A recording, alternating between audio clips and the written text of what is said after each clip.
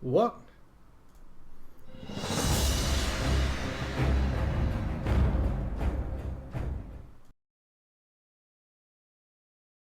Hello, ballers! And a brofist to you. I apologise for the delay for the live viewers. Window cleaner decided to arrive just as the show's about to start. Ben went into a frenzy. I mean, genuine, like, slaver pouring out of his face. He was, like, really protective. I played all the barking to those guys, and I holler to you all. Oh, it's so worth working hard when you can come to this every single fucking day. You guys are heroes. You guys are absolute heroes. I love you so much. Lots to talk about. Hell of a day, or what? Let me tell you about my day first of all. There is nobody more cunning in this entire world than your partner, be it male or female. They have plans for you, and if you're the guy who knows how to do stuff, if you know how to do things like repair things, or are generally better at it than they are, then they plan things out for you which really will drive you insane. I actually physically rage-voiced today. It doesn't matter how sore my throat has been all week. I swore so loud I shook the windows. I swear to God, I was that frustrated. Today, Emma, my lovely fiancée, approaches me with a possible task. She needs a curtain pole. A small pole about yay big just to go over a back bedroom window. The reason for this, of course, is we're going to Gamescom in a day or so, and therefore, her friend is going to stay here for the weekend. And as such, the house must be perfection incarnate before her friend arrives, right? So the house could be, a shit heap because I'm here, but if her friend's coming, then it's got to be golden spick and span. You've got to be able to lick the toilet bowl and all that kind of stuff. So she says, I really want this curtain rail for the back. I've had these curtains for months. Curtain rail runs about £6-7. Can we go and get one? I was like, well, surely you can get one yourself. You don't need me. Oh, I'll get you some food while we're out. And being me, I like the sound of that, right? I want to get some fucking food. No hat today. No, I'm going without my hat. I had my hair cut for the first time in about fucking 5 months. Look at my lovely blue eyes. I'm so sexy right now, right? Yeah. So, yeah, she says, I'll get you some food. I'm like, well, I'm up for some food. Let's go. Now, depending on where you are in the world, you will have some central DIY place, right? In England, it's called B&Q. I think in America, it's called Home Depot. That kind of place, okay? So you get the idea of what I'm talking about. They sell all the shit you need for DIY. From everything from your bathroom, to your kitchen, to electrical, to light bulbs, all that kind of stuff. As we're leaving, I say, well, we need a couple of light bulbs too, because the ones in the bathroom have gone, and the couple downstairs, these little tiny spotlights. So I say, we should pick up the lights as well. She goes, good idea, Mike. Now you're thinking, you're on board with the plan. Awesome. Feeling chuffed about myself. Probably earned myself a burger there. Woo! Off we go. An hour later, we leave B&Q, and now it has been thrust upon me that it is Jobs Day. Jobs Day. Fucking Jobs Day. My God. If you ever get conned into Jobs Day, it is the worst thing ever. Not only did I have to put up the curtain rail, which involved me drilling through brick, I also had to repair a doorstop. I had to carry the man couch, which was actually going to stay until after Germany. There was no reason to move it now. But the man couch in the man lair, in the Preach Gaming HQ, had to go because Emma wanted it sorting before her friend arrives. I then had to put a mirror up. I then had to repair the washing machine. I then had to repair the thing above the washing machine, which was broken because I repaired the washing machine. All day, drilling on my fucking hands and knees. It's hot as balls. I didn't even get to eat. I had a banana. Didn't get any. We'll get some food later. I was so infuriated. By the end of it, I was like, Emma, get the fuck away from me. I was like drilling so high, I had to stand on my tippy toes for like 15 minutes. My legs were like Arnold fucking Schwarzenegger. They're like rock hard. Like people could break bricks on my legs. I'm like, oh my God. And then there's this, in the room that we have the washing machine, there's this like really plastic floor. We call it lino. I don't know whatever you guys call it. But the feet of the washing machine got caught in it. It started to tear. And there was no room to lift. Oh man. And of course, I say to Emma, we shouldn't move the couch because it's a very large couch and you're not a very large person. I should wait until Untrill arrives and then we can move it together because Untrill can lift a house, right? Untrill is big, sturdy, he can lift a fucking house. No, I want it done before Untrill arrives. I'll help, Mike. So you end up solo carrying a fucking couch down the stairs and into 2 of the rooms. Oh man, it was hell on earth. It's such an awful day. Well, that was my day. I hope you guys had a fantastic day. I hope your day has come to an end now if you're watching this video. or you're about to eat your breakfast, in which case I hope you're having a very, very nice piece of breakfast. I hope it's awesome. Moving on to gaming news. Big topic. I want to bring this up because for the first time in probably 3 years, I was really, really excited about a game. That seems weird considering what I do and what I love. I love games. I fucking love games. I love immersing myself in games. I try and tell you to do that in World of Warcraft. Instead of just doing a quest, try and immerse yourself in what the hell's going on around you. The game becomes a hell of a lot more fun. So I do that in a lot of games, and I really immerse myself in it. I try to immerse myself into Dead Space. I'm like, oh shit, I'm on a spaceship and stuff. It doesn't matter that I'm sat in my room, right? I'm like trying to get into the fucking world of it. But I never really get excited about games coming out. Probably a bit of pessimism that comes with ages, because we expect games to be awesome. Like Command & Conquer 4. Brilliant example. I love the Command & Conquer series. Command & Conquer 4 is coming. Oh yeah! Oh yeah! Command & Conquer 4. Command & Conquer 4 turns out to be the biggest pile of shit I've ever seen in my entire life. Oh, what a disappointment. Awful, awful game. And then we look at things like Wrath of the Lich King. Why not bring that in there? Wrath of the Lich King, can't wait. Arthas, fuck yeah. Fucking Scourge Invasion. The preview of what Dragonblight looked like with that whole dragon tower. The Nexus. Oh, that shit looks like it's off the fucking chain. Awful expansion. Oh, horrendously bad. Really, really bad. So I've been burned so much over the years that I don't really have that fire when a new game is announced. Like Borderlands 2. I'm looking forward to Borderlands 2. As part of me expects it to suck because we've been burned so many times in the past. Star Wars The Old Republic. Yeah, pretty good. Was I mega excited for it? No. Ghosty still gets excited for it. And I feed off that excitement sometimes when he's like, dude, Star Wars The Old Republic is going to be off the fucking chain. We're going to have to sit down. We've got to get a 24-hour live stream going. I'm like, really? Do you think people care that much? He's like, yeah, this game is going to be awesome. Are you kidding me? I'm going to be Luke fucking Skywalker. I'm going to be Darth Vader with a lightsaber and shit. It's going to be fucking cool. You know, and that story carries on. Diablo 3. How much did we buy into the Diablo 3 hype? Don't you know? Does it annoy you how much hype can actually really affect you? The Diablo 3 hype. I had never played Diablo 2 or Diablo 1, but I was so looking forward to Diablo 3. Why? I don't know. I didn't even know how the game worked. I had no fucking idea, but I was like, oh, Diablo 3. Not mega excited, but pretty excited to play it. It's like the Olympics. I know the Americans got screwed on the Olympics. The Olympic closing ceremony, by the way, was fucking awesome. The Who, as the last fucking band. Whoever expected to see the Spice Girls and The Who on the same lineup? Whoever planned that wants a head checking, but still an overall great show. There was this huge hype and build-up around the 100-metre sprint. Typically, the most anticipated race in the whole Olympic Games. Not for me personally. I think it's okay. It's not great. I prefer the gymnastics and stuff. I think that shit is crazy what those people do. But there was this huge hype around Damian Blake and Usain Bolt. And Blake had beaten Bolt. This had happened on the world stage. He had been beaten. Usain Bolt, fastest man alive, had been beaten. Was it going to happen at the Olympics? Who was going to take home the gold? And we had probably a 6 or 7 minute montage of Damian Blake versus Usain Bolt and all these fucking evil eyes. And, it's going to come down to this. And then it shows then Blake and Bolt on the track who are just joking and having fun. They're like, yeah, I don't give a shit really. And Usain Bolt was like, yeah, I got beat. I wasn't expecting to get beat because I'm fast as fuck, right? So I kind of thought to myself, I don't want to get beat anymore. That's what Usain said in his interview. He was like, yeah, I got beat. And it made me think I don't want to get beat. Awesome. Really cool. Woo! Really fucking good. So we're all waiting before the race, and we've got this commentator who's American. He's called Michael Johnson. Michael Johnson is like a legendary runner, won gold medal a ton of times, had world records and shit, but he's so fucking deadpan about everything. Like, if there might be a big joke gonna be, yo, Michael Johnson, man, this shit's gonna be crazy. He goes, yeah. He's black. He goes, yeah. But I don't think Usain Bolt's got it in this one. He's just, you can tell a joke, and Michael Johnson just answers you with a really big, solid fact, And then he's analysing the run step by step. You can see when he came around the corner and, he did all this. And everyone's like, oh, okay, Michael. I was just having a joke, and Michael Johnson doesn't get jokes. No way.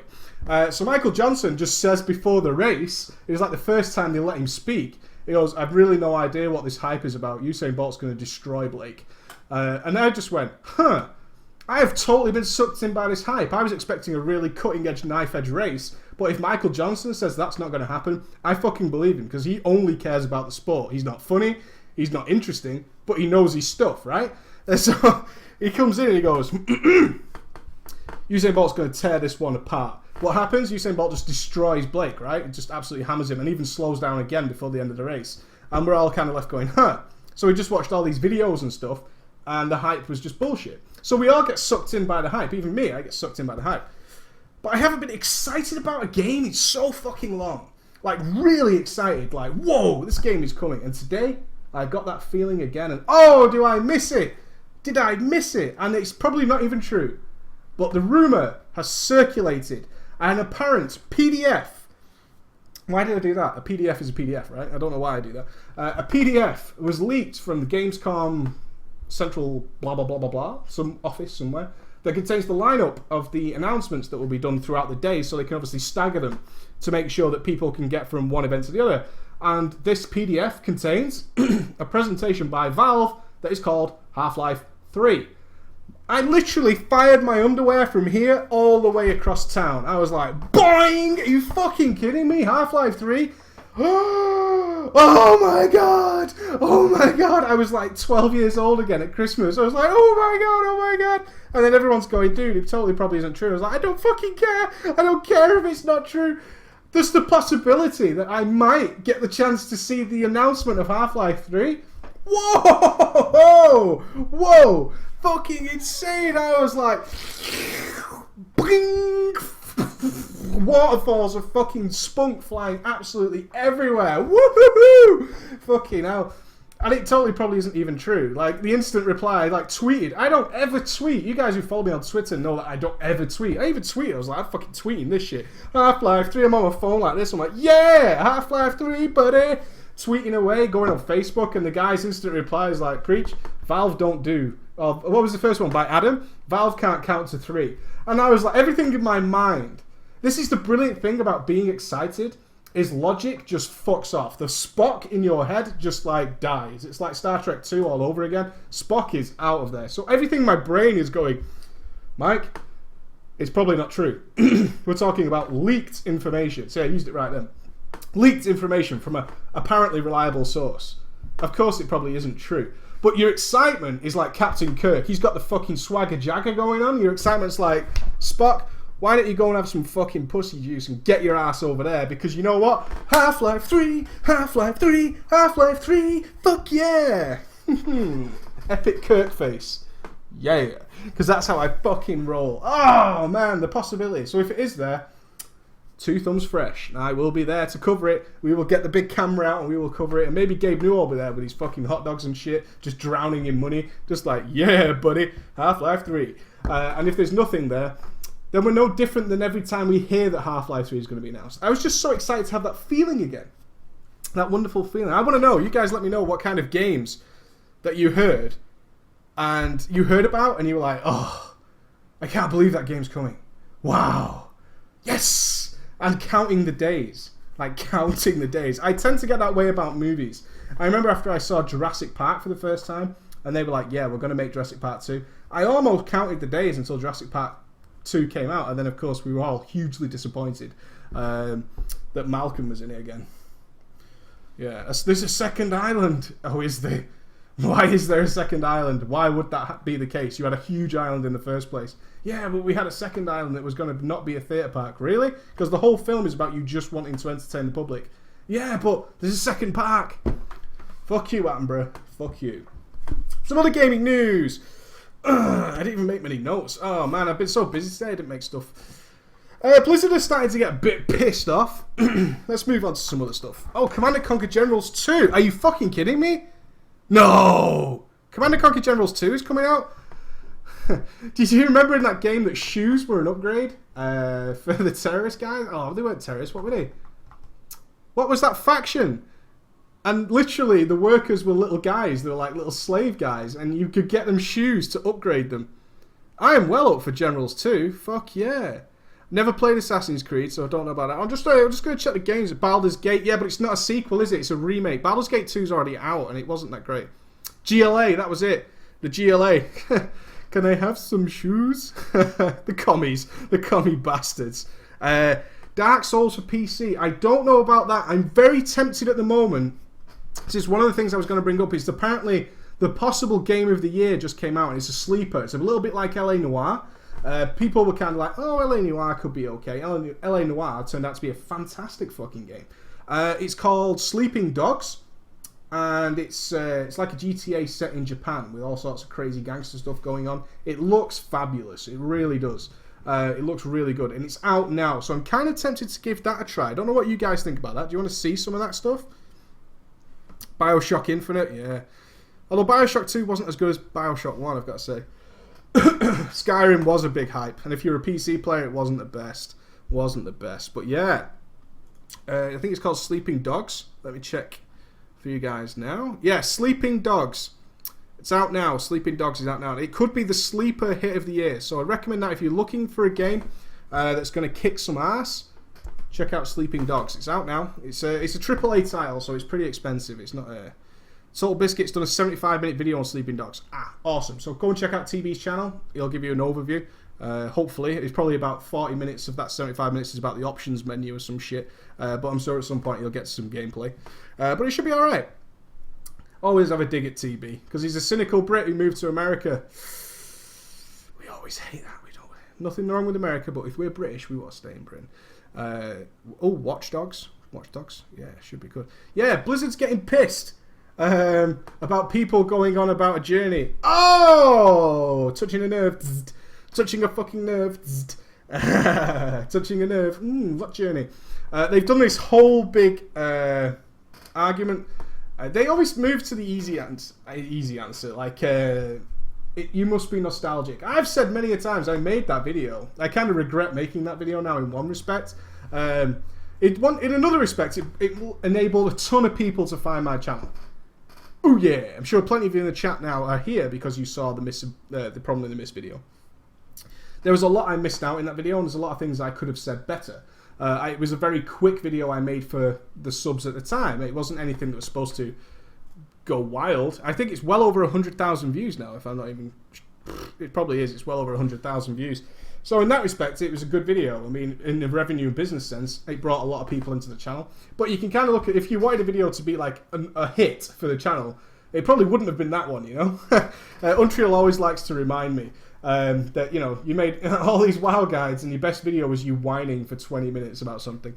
But Blizzard are getting very touchy. They got touchy a few weeks ago, then they kind of let it lie. But this video keeps reappearing everywhere.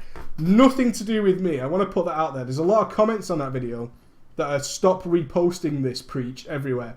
I have never reposted that video anywhere. It's all other people. But it's on Warcraft Movies now. Someone downloaded it and re-uploaded it to Warcraft Movies and all that kind of stuff. And it's got like 50 or 60,000 views there now. It's just flying around everywhere.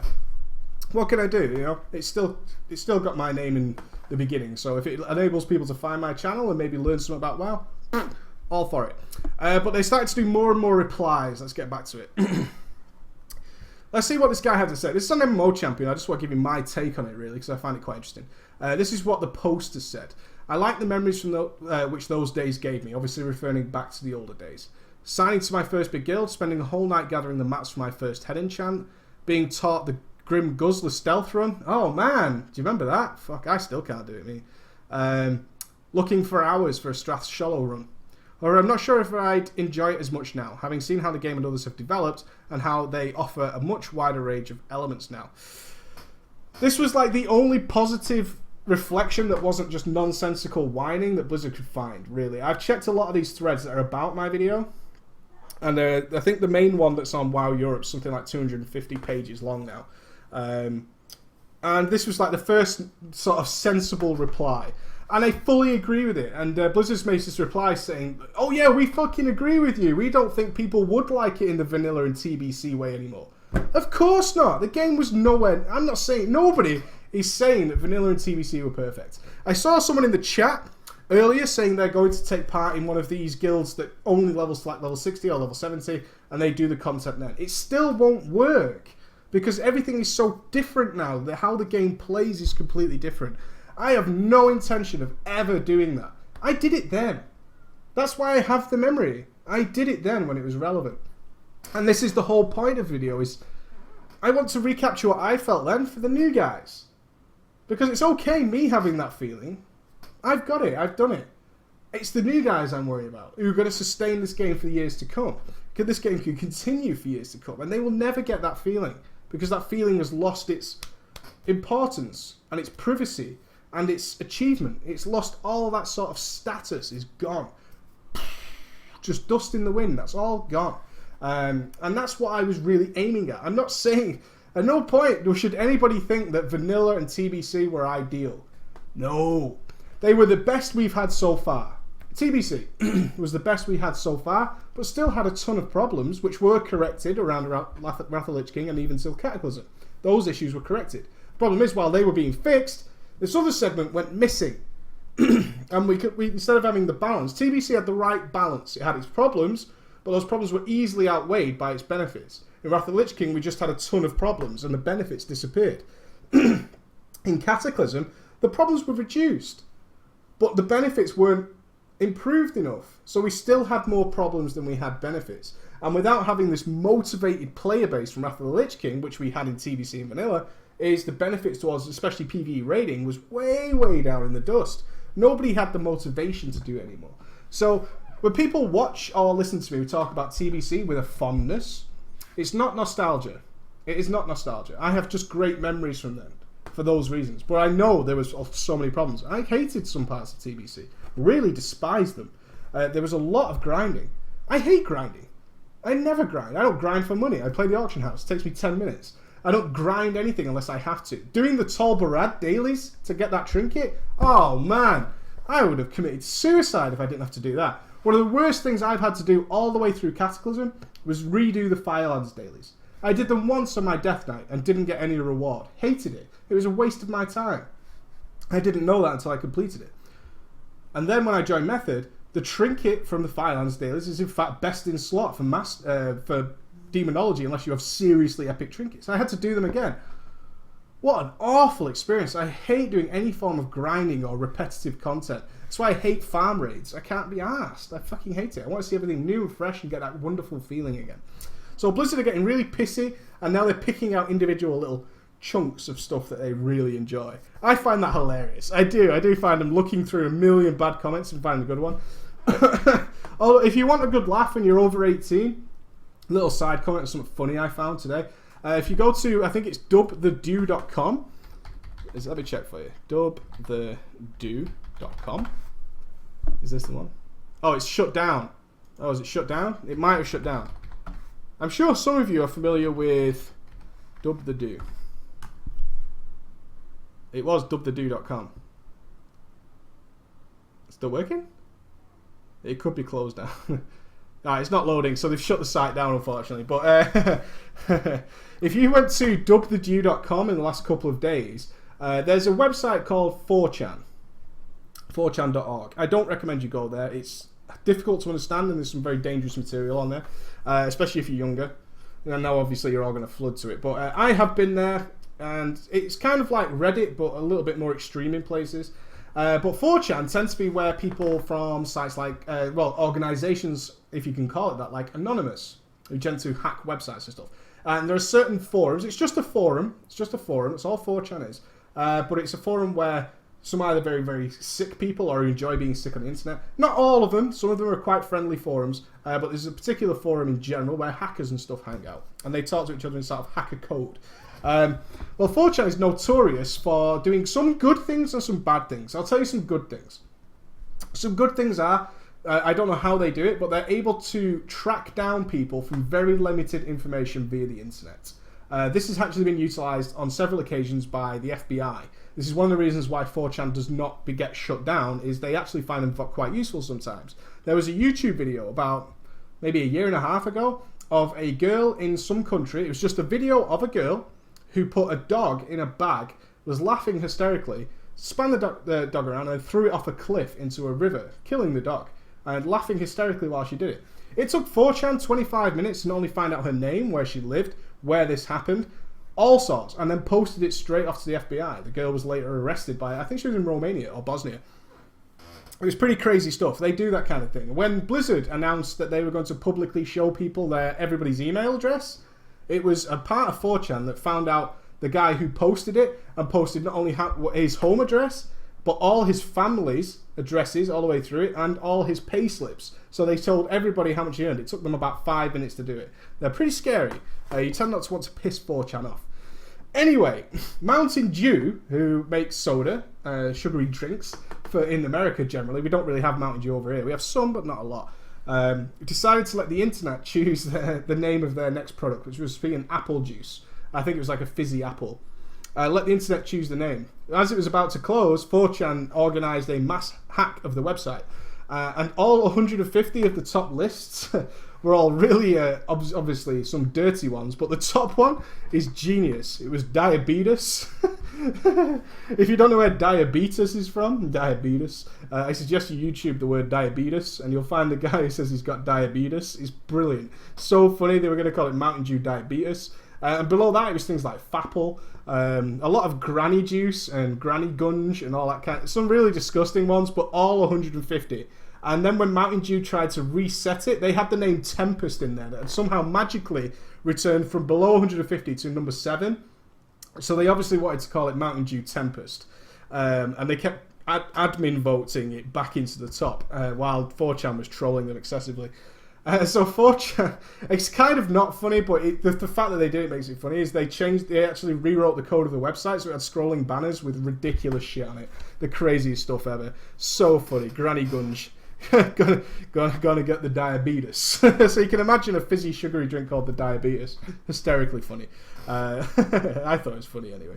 I do enjoy some stupid shit sometimes. Okay, let's do... There's not much other gaming news. Fuck, I've been talking for half an hour. Hey, you know what? Thanks to you guys who sent me loads of sore throat tips. I got loads and loads of these things, like sore throat tips. That was fucking awesome. That was really cool. Thanks, guys. Really appreciate that. Okay, there it is. A question from Boy Robot Table? Boy Robo Table? Yeah, I think it's Boy Robo Table. He said, "Hi Mike, I know you're busy." Yeah. Back in Wrath, he used to be a tank. He wasn't a pro. I wasn't the worst. He was an average level tank. Very cool that you can recognise that, so you've got a place to work from. Always awesome. I still hack heroics now. I don't have the time to raid during RL. I also have made a Holy Priest, and I don't want to come across arrogant, but I fucking rock that shit. Yeah! It's okay to know that you're doing well, as long as you know you can always do better. People have asked me to transfer service to join their guild because they want my uber healing skills. Smug face. So the sunglasses, guys, and the sunglasses mean... Yeah. However, this is where my question comes in. I don't enjoy healing. Doesn't that fucking suck? Oh my god.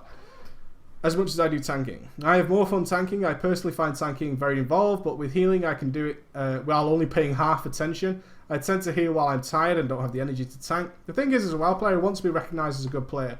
Yeah, I get that. I know what you mean. Because I genuinely think I am. I'm not arrogant. I'm just confident in my abilities. It's okay.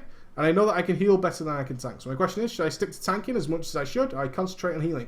Let me break it down for you in an RL situation. My God-given skill is in sales. I'm really good at sales. I walk into a meeting with a guy who thinks he might need to buy something, and then I convince him he does need to buy it, and he tends to buy it from me. That is my God-given skill. I don't fucking like it.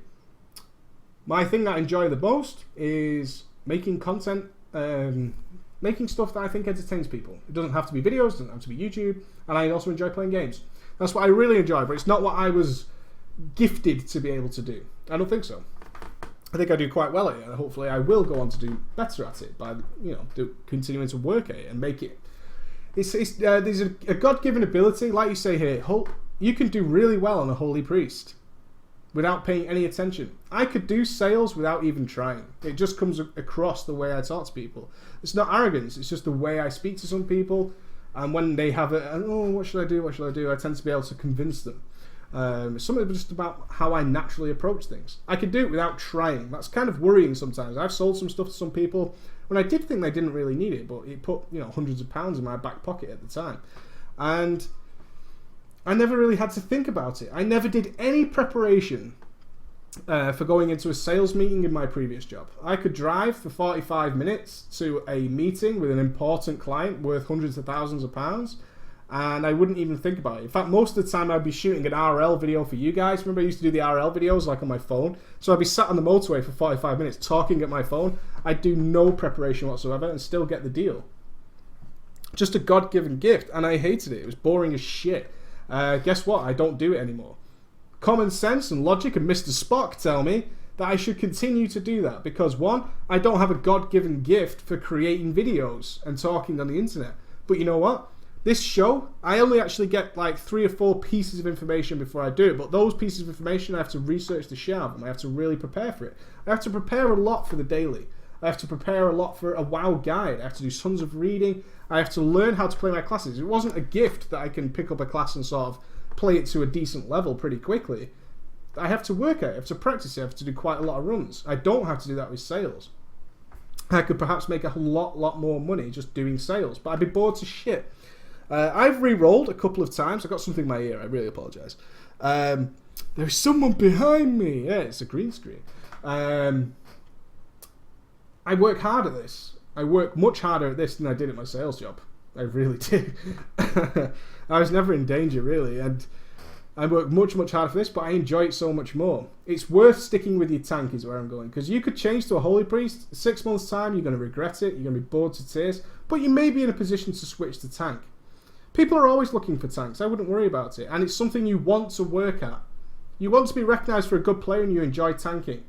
There's a good reason there. There's a good motivation behind that to stick with your tank and work at it, work harder. Keep doing everything a little bit better. Every time you run, you'll learn a little bit more. I find that a ton more fun than doing what I think is easy. This is one of the things that's killed WoW. Everybody thinks they want easy content. Everybody thinks they should be able to do stuff quicker because the hardcore guys do. I should be able to do what the hardcore guys do. They can't be that much better than me. And look what happens. People get very, very bored when they get what's easy. Getting stuff that is easy isn't fun. It's not. Easy games are not fun. Easy life isn't fun. It's not. How many people do we see, have you heard about who are rich beyond all recognition, bored to tears? Some people committing suicide and all sorts of crazy shit. People who work at getting rich really enjoy it. Look at Richard Branson. Great example. Started with nothing, got really lucky, made himself into a billionaire. Guy fucking loves his life. Absolutely awesome. Got a private island. And that's not because he was born rich. He worked at it, and now he's living the fruits of his labours. That's fucking kick ass. Working at something that's hard, working his balls off for 20 years, now it's all paying off. Working hard, much better. Getting the easy road, never as fun. Never as fun. Let's have some fucking questions, because I'm going to stop in about 6 minutes. So let's get a couple of questions. I've been talking for ages. Yeah, the IRL vids. The only problem with that is when I was doing 2 jobs, my IRL vids were much easier and much more interesting because I was out doing things every day. I was out of the house. Might be traveling to somewhere interesting, and we're going visiting people. Now I tend to be here, sat here, you know. It's not that interesting. There are some things I want to say that would be more IRL video type stuff. Like tomorrow night or tonight, we're going to go shopping. I'm going tonight, I'm pretty sure. Just to pick out some clothes for Gamescom, because let me show you. I'm going to take my shoe off on the internet. That's how fucking hardcore I am. I live the dream. You see my shoe? Let me see. Oh, stinks. Fuck me. This is my trainer. Look, it has no laces left. You see that shit? There's no laces left, and look, the tongue like falls out of it. That's my newest pair of shoes, and I absolutely wrecked. You ever seen a guy take off the shoe on the internet? I have. So I need to get things like new shoes for Gamescom because they're a fucking mess. I look like a tramp. Video the B&Q trip. Oh, the B&Q trip was actually fine, but yeah. Okay, there's so many questions. In the next Play the Warrior video, we'll be doing BGs. If so, you'll be doing some of the subs. Abso-fucking-lutely. What I will do is dedicate streaming days. I'll announce them a couple of days before. So I might say Friday or something like that, and try and get all the videos for the week prepared by Thursday evening. And then on Friday, I'll just like stream all day and just do BGs with you guys, just to get back into the habit. I might do that before Mists of Pandaria as well.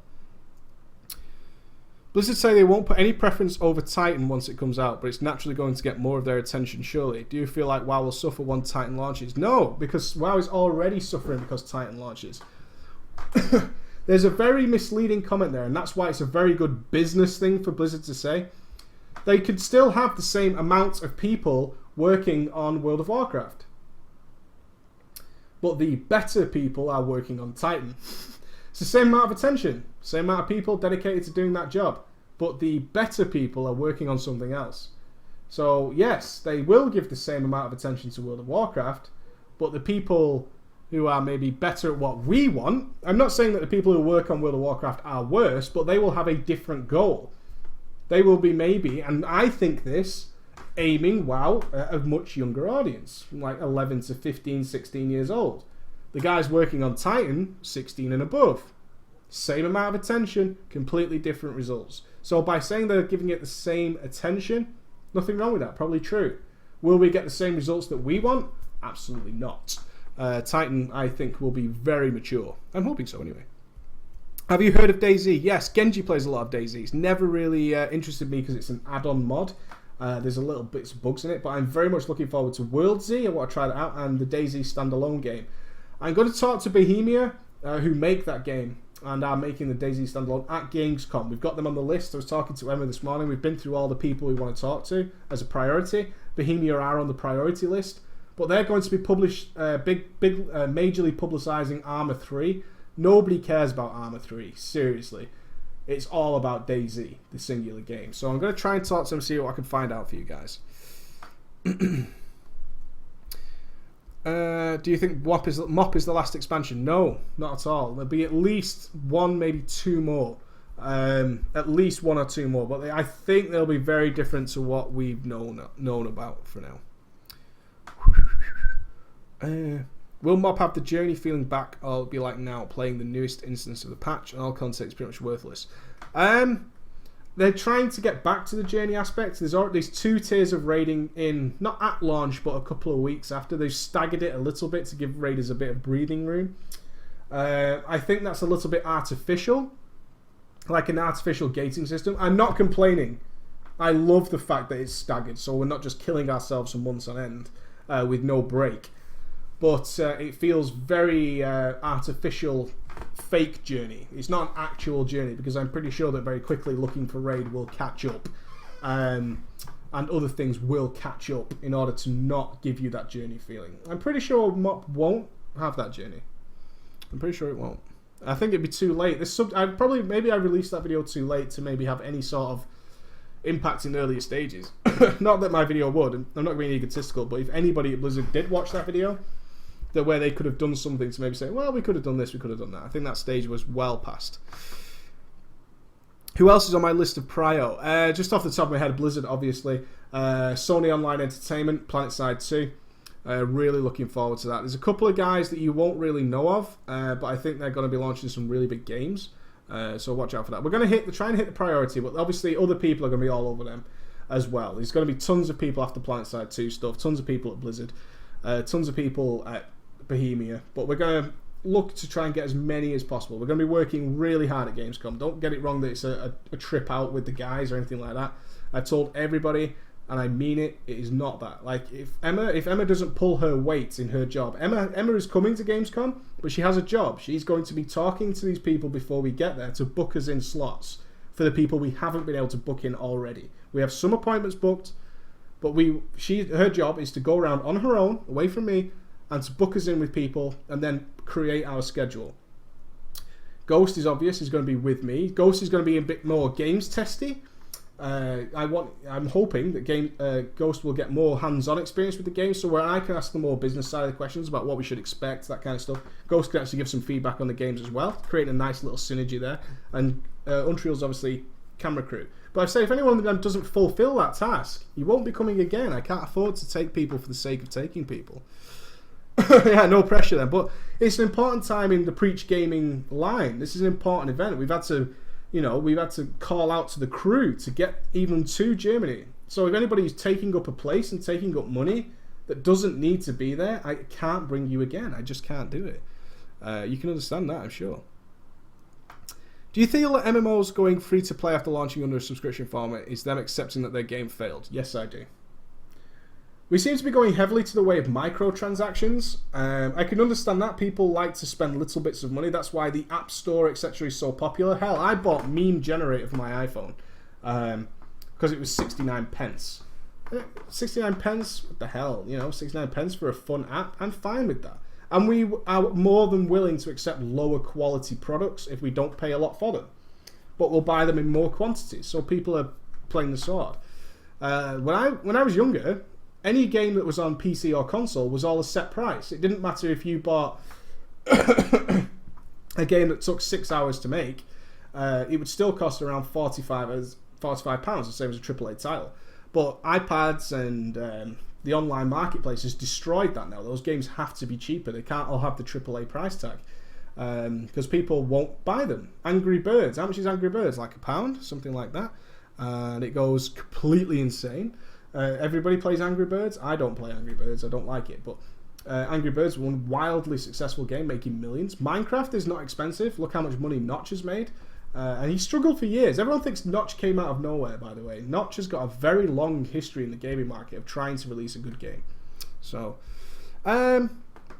it's fun in the airport. Yeah, people rely on the toilet games, is what they call them. That's the industry name, is the toilet games. Games people can play while having a shit at work and getting out of the way of work for 5 or 10 minutes. And people will pay pennies for that. When they go free to play and stuff like that, I think microtransactions in general for MMOs doesn't pay off as well. Maybe Guild Wars 2 will change that. I don't think it went as well for Guild Wars 1 as they would have hoped, but maybe that was a bit premature for the microtransaction age. League of Legends has proved microtransactions can be incredibly profitable, but the only problem is people seem to find the one game that's worth investing in and then they stick with that. There isn't much difference. I know some people who are like super into this stuff will call me out. There isn't a lot of difference between League of Legends and Heroes of Newerth. Both have a similar model, business model, all that kind of stuff. But people leaned towards League of Legends, and now League of Legends is the only one. Heroes of Newerth is like completely free to play now, I think, like utterly. And that's a dangerous game to play, to try and be that one where people are paying you a lot of microtransactions and trying to be the one guy. People go into YouTube trying to be the number one. I will be the next Yogscast. No, that isn't going to happen. I will be the next Ray William Johnson. Hell, all Ray William Johnson does is find viral videos and talk about them. Easy job. It's a very easy job. But he was the first, and that's where all the eggs lie. And therefore, you trying to break into that market is almost impossible. Almost impossible. Do you play LoL? I used to play LoL. I did used to play LoL. Okay, last question. Sorry. Renegade. Pretty sure I'm done playing my Death Knight, which has been my main since the day Wrath launched. What class do you think an Unholy DK should main? Oh, so you want a similar playstyle but not a DK? Let's think about the attributes. Diseases, good survivability, the ability to do consistent AoE. Not easy. A DK, you know, a lot of fast attacks. Well, with a lot of fast attacks, you're going to be easily rolling towards Rogue, Feral Druid. I prefer the Rogue over a Feral Druid for sure. But in my personal opinion, I find a Death Knight way more fun.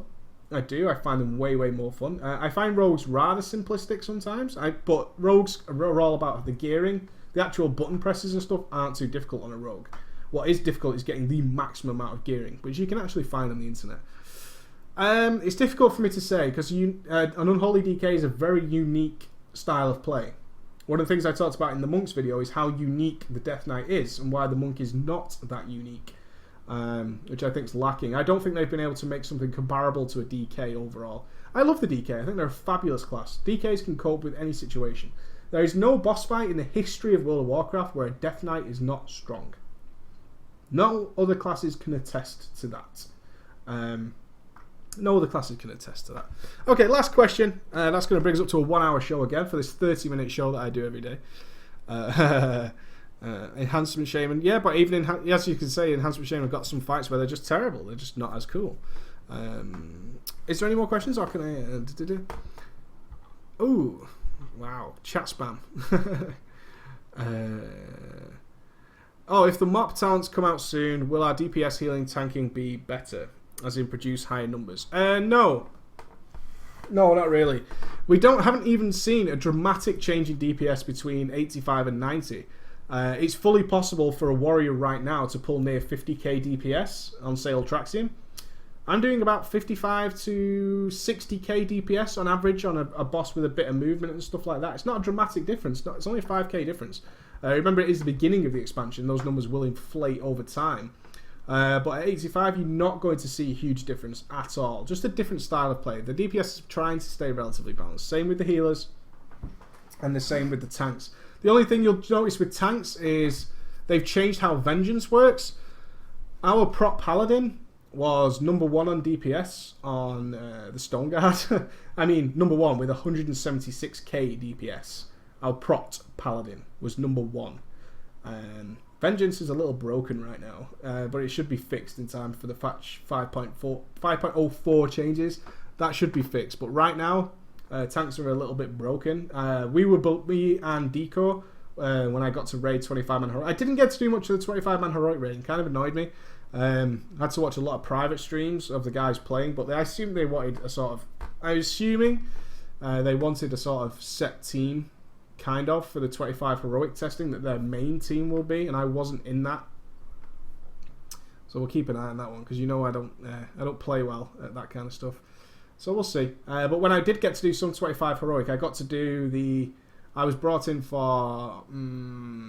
I don't know their name. The Emperor's Guard or something like that. The one that has this phalanx and all that kind of shit. Did it really well. I mean, I was generally above Deke in most fights. Nothing wrong with my DPS. But in there, it's about 56, 59k DPS with the Warriors, which isn't a radical difference. Yeah, I felt a little bit benchy over the weekend. I don't know if it was an personal thing, but I don't think it was an indirect punishment that I live streamed on Friday. Well, I worked Friday night when we had 25-man testing, and I live streamed on Saturday, which was the web show, but I couldn't cancel them. It was my job. But no one said anything, but I kind of think it was supposed to be a slap on the wrist for doing that. So I kind of think that's the case. Right, guys, I'm going to call it there, because when Emma wants me to end the show, she sends in the beast. The Hound. The Hound. So I'm going to say goodnight, guys, and I'll see you tomorrow at 5 p.m. You have a great day, ballers. You have a really great day. Bye. That was really... We're going to have to tell them when to come in.